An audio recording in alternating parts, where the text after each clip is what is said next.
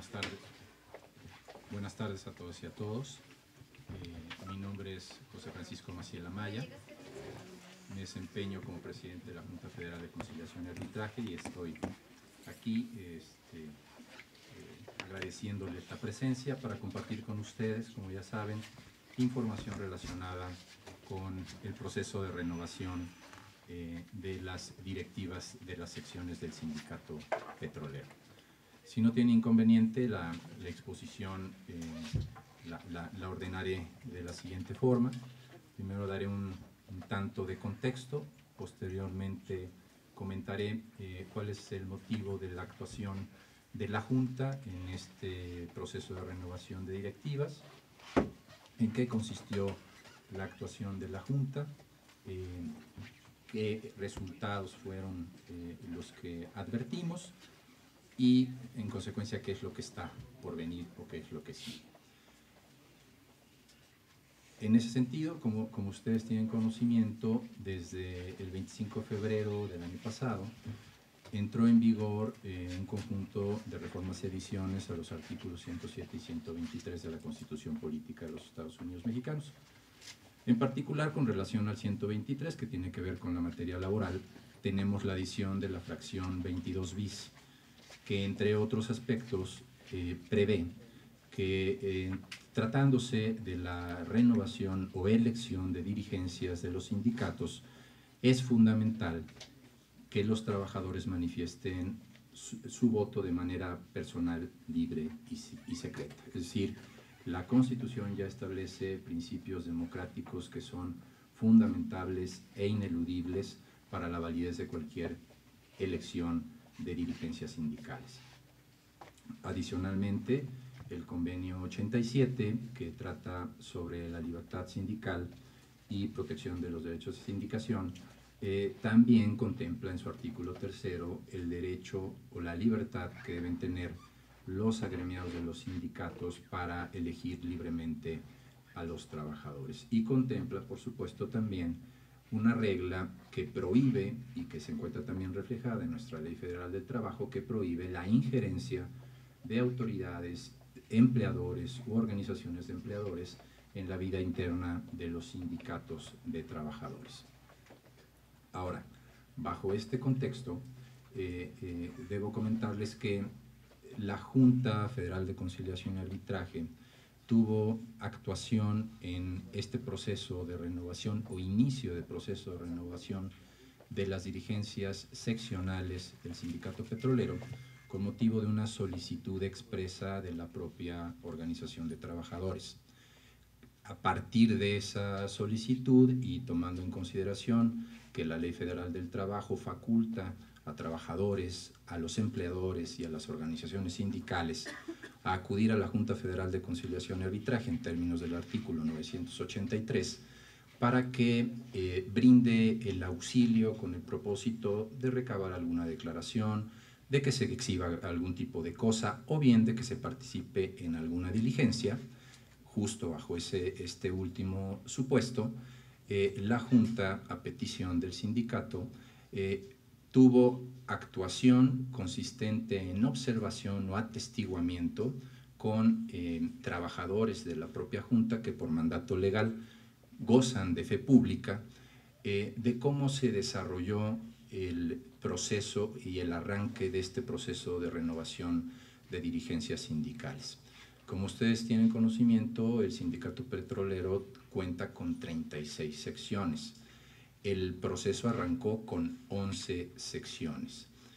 Y lo que constataron los compañeros de la Junta Federal, que insisto, gozan de fe pública, y que lo que hicieron fue observar y atestiguar cómo los propios integrantes del sindicato llevaron a cabo este proceso de elección, lograron constatar e informaron que todo se llevó con orden y en condiciones absolutas de seguridad, desde la fijación de convocatorias el lunes de esta semana, la inscripción de planillas a partir del día martes, la formulación de acuerdos entre los propios contendientes con relación a la manera en la que debía llevarse a cabo el proceso electoral, respetando los principios constitucionales de voto personal, libre y secreto, y por supuesto la forma en la que se llevó adelante la jornada electoral el día de ayer. Concretamente, debo decirles que en términos generales, todo el proceso en las 11 secciones se llevó con orden, insisto, con seguridad y sin que se reportara ningún tipo de incidente.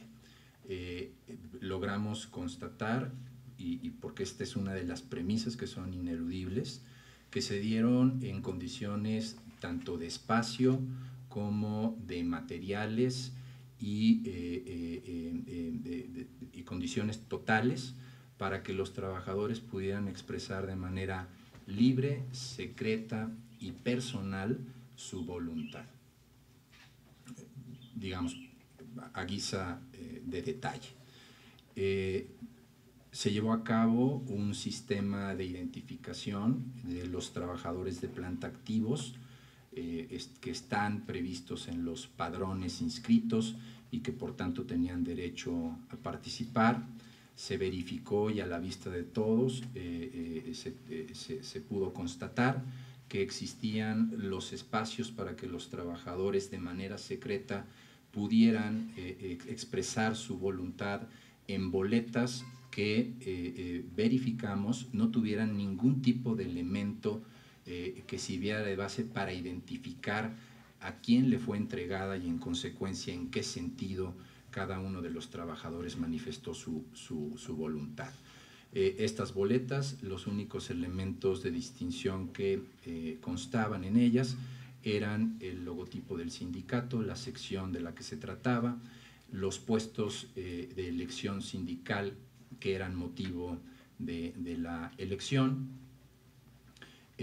las planillas contendientes, en su caso, el nombre de la persona que encabezaba cada planilla, sin ningún tipo de folio, sin el nombre del trabajador, sin la ficha o número de trabajador, es decir, sin ningún tipo de elemento o registro que pudiera poner en duda la secrecía del voto. Hubo espacios adecuados para que en total secrecía el trabajador y con plena libertad pudiera expresar su voluntad. Hubo urnas transparentes que fueron armadas a la vista de todos y que estaban plenamente vacías al inicio de las votaciones. En esas urnas los trabajadores depositaron sus votos. Finalmente, una vez que concluyó sin ningún tipo de incidente la jornada, en donde ya no había un solo trabajador pendiente por emitir votación, se procedió, por supuesto, digamos, al cómputo, apertura y cómputo de los votos y finalmente al acta, a la formulación del acta correspondiente de los resultados. En consecuencia, lo que reportamos y podemos reportar es que estos procesos que se llevaron en las 11 secciones que nos ocuparon, hubo plena garantía y todas las condiciones para que los trabajadores manifestaran libremente su voluntad. Y así finalmente se hizo constar. Ahora, ¿qué sigue? Evidentemente faltan 25 secciones que iremos atendiendo en las 2 semanas que siguen. También, por supuesto, se abre un proceso o un momento o una etapa en la que cualquier persona que de forma legítima pudiera considerar afectados sus derechos podrá acudir a las instancias conducentes a hacerlos valer de manera oportuna. Entonces, en términos generales, el reporte que podemos compartirles es que se cumplió con el mandato constitucional, que todo transcurrió en orden, en condiciones de seguridad y que fundamentalmente se cumplieron con los principios constitucionales y se garantizó que los trabajadores pudieran emitir su voto de manera personal, libre y secreta. Muchas gracias, maestro. Preguntas por parte de los compañeros periodistas y empezamos con Néstor Jiménez de La Jornada.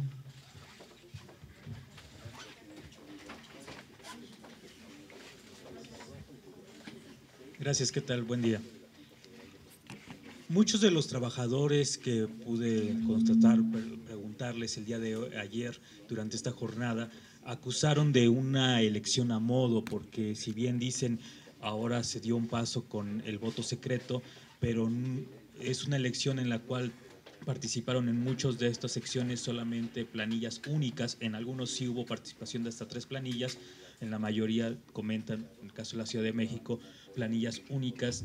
Están denunciando también amenazas y dicen ellos hay un terrorismo sindical para forzar a los trabajadores de otras formas, no necesariamente en el proceso de elección, para que se perpetúen los liderazgos seccionales. En torno a esto, ¿cuál será la atención, los mecanismos de vigilancia que emita la Secretaría ante estas denuncias? Muchos de ellos dicen tener miedo por poder perder el empleo u otro tipo pues de sanciones que pudiera ejercer los liderazgos sindicales, y también si hubo alguna justificación de por qué solamente 11 secciones, bueno, hubo elección el día de ayer, por qué faltaron las otras 25. Algunos trabajadores aseguran que esto se debe pues precisamente a que no se dividieron planillas, que no pudieron lograr los liderazgos para perpetuar los mismos grupos de poder, y que por eso tuvieron que frenar a la mera hora sus elecciones en estas secciones. ¿A ustedes les dieron alguna justificación de por qué no se realizaron? Gracias. Bien, buenas tardes. Mire, es importante, comentaba al inicio de la exposición, es importante tomar en consideración que desde el punto de vista convencional y desde el punto de vista legal, debemos respetar la libertad sindical y por tanto la autoridad no debemos tener injerencia en la vida interna de los sindicatos. En ese aspecto, digamos, ellos tomaron la decisión de arrancar con 11 secciones que, digamos, yo lo veo positivo en el sentido de lo que compartí con ustedes, que pudimos constatar que hay plenas garantías para que los trabajadores expresen de manera libre y sobre todo secreta. Esta parte es muy importante. Cualquier temor que pudiera existir con relación a que hubiese algún tipo de sanción o reprimenda por expresar la voluntad queda diluida cuando no existe forma de que se pueda saber en qué sentido votó cada trabajador. Por eso es fundamental la secrecía. Y en ese sentido debemos insistir en que al darse la garantía de que no habrá forma de que alguien pueda identificar en qué sentido votó un trabajador de planta determinado, no existe manera de que pueda haber una sanción sobre ese trabajador. Por eso es fundamental, o por eso es principal sustantivo toral, el cumplimiento de estos principios constitucionales. Y es muy importante que los trabajadores tengan conocimiento que al haber secrecía y plena libertad para que expresen de manera personal su voto, de ninguna forma podrán ser identificados para, en consecuencia, recibir algún tipo de sanción o reprimenda. Entonces, la invitación es a que participen de manera copiosa, con entusiasmo, y que acudan a las urnas, que aquellas planillas que quieran inscribirse lo hagan, porque existen condiciones y garantías para que los trabajadores con total secrecía manifiesten su voto y en consecuencia no pueda haber algún tipo de sanción porque no se podrá identificar en qué sentido votó cada uno de ellos. Y prueba de los ejercicios que tuvimos el día de ayer es que la votación en realidad fue copiosa y que si bien es verdad en algunas o en un número importante de las secciones, concretamente en 9, hubo solamente una planilla inscrita, no menos cierto es que el apoyo que recibieron estas planillas inscritas en el, digamos, menor de los casos fue del 70% del padrón total de trabajadores. Padrón total que, insisto, pudo expresar libremente su voluntad. Hubo votos nulos, ¿por qué? Porque expresaron su deseo o su voluntad de su apoyo a un candidato no inscrito. No sabemos y no se puede identificar quiénes fueron. Lo que sí podemos saber es cuál es el volumen total de los votos, y por eso es relevante que haya una participación tanto en la inscripción de planillas como, por supuesto, en la votación, porque la secrecía garantiza que al no poderse reconocer en qué sentido votó una persona determinada, en consecuencia no puede haber ningún tipo de sanción. Pati Carrasco, del periódico La Prensa. Gracias. Buenas tardes, licenciado. Buenas tardes. Me gustaría mucho conocer su punto de vista respecto. Usted está hablando que, por supuesto, no debe de haber injerencia de parte de las empresas ni instituciones en la vida interna de los sindicatos. Sin embargo, la información de que iba a haber este tipo de votaciones en el sindicato petrolero lo dio a conocer las próximas secretarias de Estado, la de Gobernación y la de Energía en el Senado. Ellas comentaron que había un acuerdo con el secretario del Trabajo de que se iba a realizar este proceso electoral. Esa es mi pregunta, ¿no? ¿Por qué razón pues no lo dio a conocer la secretaria del Trabajo y sin embargo se trascendió por otras exfuncionarias, bueno, las próximas funcionarias de Estado? Y la otra sería, ¿en qué momento vamos a conocer los resultados o cuándo van a dar a conocer los resultados de este proceso electoral? Gracias. Para servirle. Mire, qué bueno que hace la pregunta porque creo que es muy pertinente. Desde aproximadamente principios de septiembre, la Secretaría del Trabajo, el secretario Campa, así como la Junta Federal de Conciliación y Arbitraje, con un conjunto de organizaciones sindicales, no solamente con el sindicato petrolero, hemos sido muy enfáticos en digamos, atender consultas acerca de inquietudes sobre la manera en la que deben llevarse a cabo las renovaciones de las dirigencias sindicales.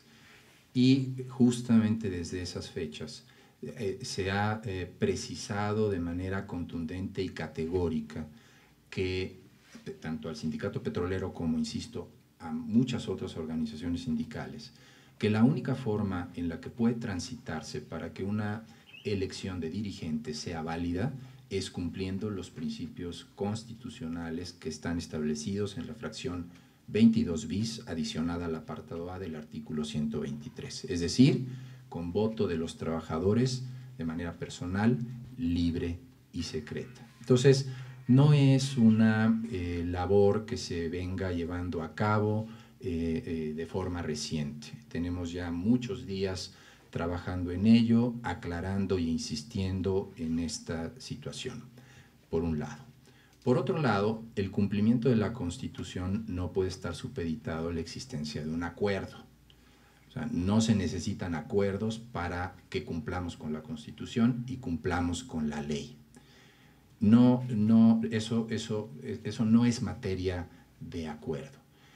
Lo que sí hemos hecho es, insisto, ser muy claros y muy puntuales en el sentido de que de ninguna manera podrá tenerse como válida a ninguna elección que no cumpla con los principios constitucionales a los que he hecho referencia en tantas ocasiones. Adolfo Sánchez, de Notimex. Comento lo siguiente. Evidentemente todavía no culmina la parte vinculada con todo el proceso de renovación. Como ustedes bien lo precisaban, faltan todavía 26 secciones. Estamos ahorita en la fase vinculada con la actividad interna del sindicato, es decir, cómo se llevan adelante las elecciones, las votaciones y la culminación de las actas de resultados. Posteriormente viene una fase en donde se tiene que hacer del conocimiento de la Dirección General de Registro de Asociaciones la documentación de todo este proceso, y adicionalmente se abre una fase de impugnación tanto en la Junta Federal de Conciliación y Arbitraje por lo que hace al proceso, a los procesos en sí, como también ante el Poder Judicial de la Federación respecto de las actuaciones que pueda emitir la Dirección General de Registro de Asociaciones. En consecuencia, con relación a su pregunta, es fundamental que permitamos que el sindicato, a partir de la documentación de todo lo que ha sucedido y evidentemente del atestiguamiento que hemos realizado nosotros, cumpla con esta siguiente fase que tiene que ver con la parte de registro para que ya se esté en condiciones de poder hacer pública esa información. Adolfo, por favor. Sí. Buenas tardes, licenciado. Quisiera preguntarle, con este inicio de renovación de dirigencias seccionales, ¿se puede decir de que la gestión de Carlos Romero de Champs está segura, no corre el riesgo de ser destituida por la próxima administración de la licenciada Luisa María Alcalde o por el propio presidente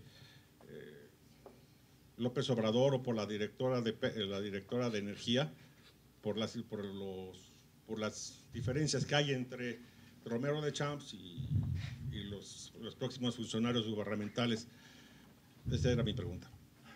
Mire, lo que yo puedo decirle es que el Estado mexicano tiene compromisos internacionales, una constitución y una ley federal del trabajo vigente que tendrá que ser, por supuesto, adecuada, pero necesariamente tendrá que ajustarse a la constitución y a estos compromisos internacionales del Estado mexicano.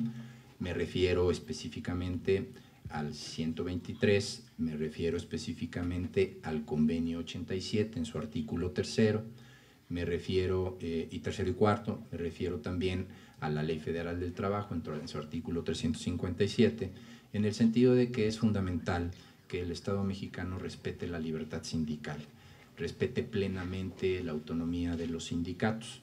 Entonces, yo estoy convencido que el comportamiento del Estado mexicano será siempre apegado a la Constitución, a los tratados internacionales, a la ley, y que la observancia será irrestricta.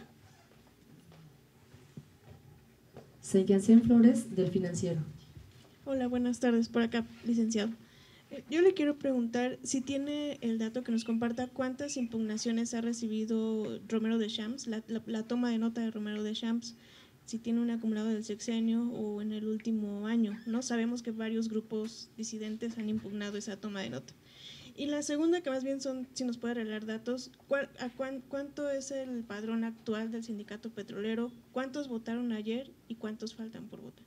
Bien, ahora, con relación a la primera pregunta, conviene precisar que la Junta Federal de Conciliación y Arbitraje no es competente para el otorgamiento de tomas de notas.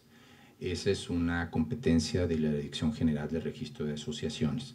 En consecuencia, las impugnaciones que pudieran haberse realizado no son en relación a una actuación o con relación a una actuación de la Junta Federal, sino de la Dirección General de Registro de Asociaciones, y tendría que ser esa oficina o esa unidad la encargada de dar esa respuesta.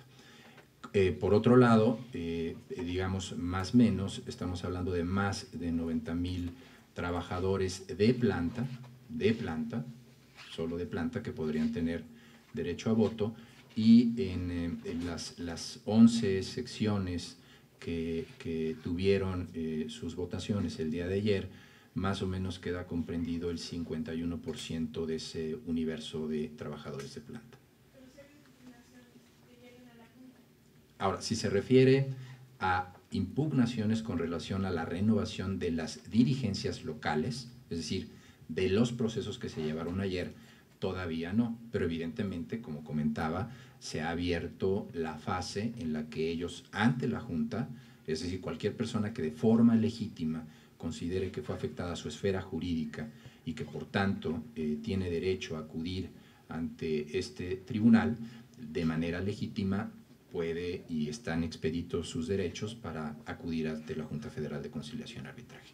Hasta el momento no tengo noticia de ningún proceso de impugnación. Muchas gracias. En una última pregunta, Andrea Meraz, del Grupo Fórmula.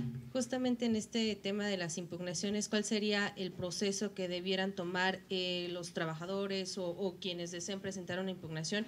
¿Y cuáles son los tiempos que da la Junta de Conciliación sobre estas impugnaciones? Y la otra, si me pudiera precisar, ¿cuáles fueron las secciones, las 11 secciones, qué numeritos, que ayer renovaron, bueno, que ayer votaron?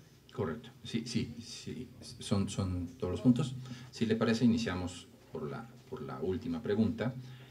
Las 11 secciones que llevaron a cabo sus votaciones el día de ayer son la sección número 1, que está ubicada en Ciudad Madero, Tamaulipas, la sección número 10 en Minatitlán, Veracruz, la sección número 24 en Salamanca, Guanajuato, la sección número 30 en Poza Rica, Veracruz, la sección número 34 en la Ciudad de México, la sección número 35 en Tula, Hidalgo, la sección número 38 en Salina Cruz, Oaxaca, la sección 44 en Villahermosa, Tabasco, la sección 47 en Ciudad del Carmen, Campeche, la sección número 48 en Reforma, Chiapas, y la sección número 26 ubicada en Las Chuapas, Veracruz. Estas fueron las secciones que tuvieron ayer sus procesos electorales para la renovación de las directivas seccionales.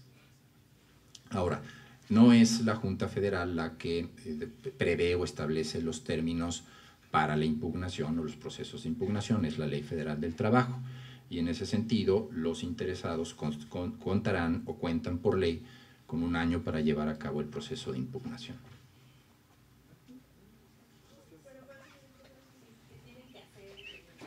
Bueno, forzosamente tienen que presentar una demanda en la que deben exponer cuáles son los motivos por los cuales consideran que la elección es nula, y evidentemente se iniciará un procedimiento formal en donde tendrá que emplazarse a los demandados, tendrá que haber una posibilidad para que la parte demandada conteste la demanda, para que las partes ofrezcan las pruebas conducentes, que esas pruebas, por supuesto, se admitan, se preparen, se reciban y en su momento se valoren en la oportunidad de dictar el laudo correspondiente. A partir del momento en que un afectado presenta la impugnación, ¿cuánto tiempo se tiene tanto el demandado como la autoridad para dar una respuesta? Y si esto afectaría las impugnaciones en caso de haber el proceso de renovación que se daría en diciembre para la Secretaría General. Mire, existen tiempos procesales para cada una de las etapas que les comentaba. Evidentemente, desde que se presenta la demanda, la Junta de inmediato tiene que proveer con relación a su admisión, llevar a cabo los emplazamientos, señalar fecha de audiencia dentro de los 15 días inmediatos siguientes, notificar por lo menos con 10 días de anticipación a cada una de las partes y a partir de ese momento iniciar todo el proceso de contestación y ofrecimiento de pruebas, admisión, preparación y desahogo. Y por supuesto, pues evidentemente habrá que estar a las resultas de cada uno de estos procesos de impugnación, si es que se llegaran a presentar, para definir cuál es el alcance que puede tener.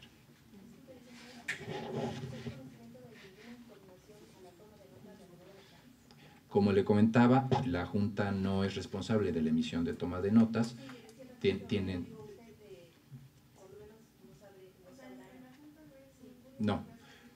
No, porque no procede, por la naturaleza del acto que se emite, no es la Junta la instancia en la que tiene que impugnarse ese acto. Es ante el Poder Judicial Federal. Muchas gracias, compañeros periodistas.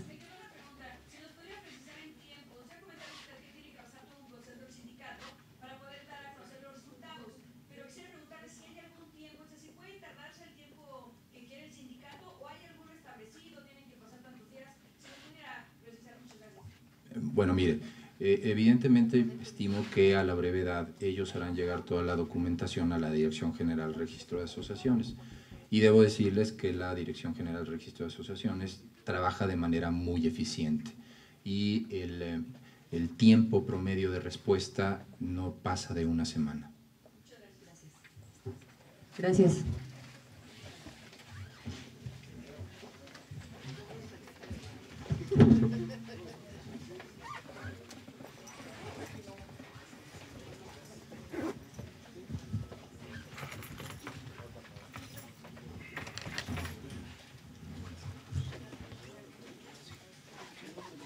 Listo. Ah, te lo doy mi número, ¿cómo no? 55, 24, 71.